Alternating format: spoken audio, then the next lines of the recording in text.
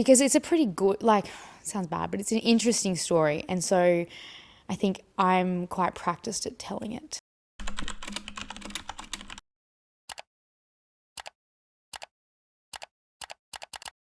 Yeah,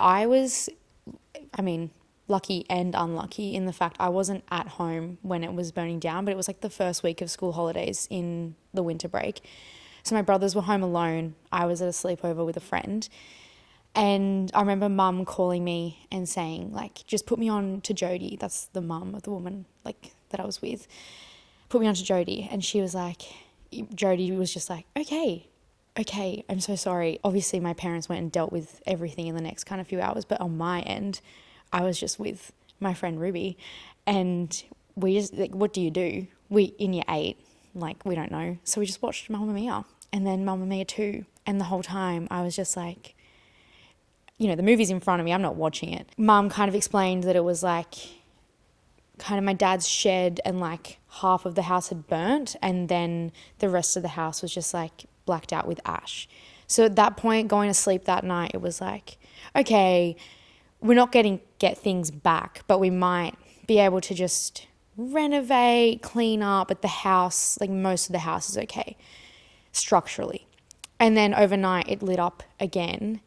So then kind of the next day, it's like different feelings again where it's like, okay, everything's gone. Yeah, like going back to school, the start of term 3, we were living in a hotel room. 6 of us in one hotel room was its own set of challenges. With our like home and contents insurance, it paid for rent for 1 year of anywhere we wanted. So mum and dad found a place in Sutton still because they wanted us to catch the same school bus and like try and keep things normal, which was really great. But the house itself was like not that flash and it was just really big and cold.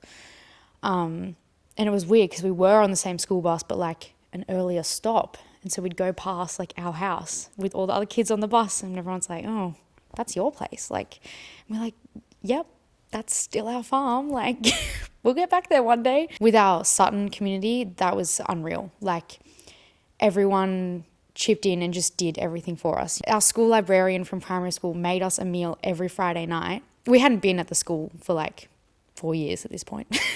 She made us, Mrs. Doran, made us something every single Friday and we'd eat it every Friday, like whatever she had. And she lived in Africa for a bit, so it was like lit food, like shit I'd never eaten. Our Sutton community kind of got us those like home things. But even then, some people mean so well, but I don't know, someone was donating us like their used underwear.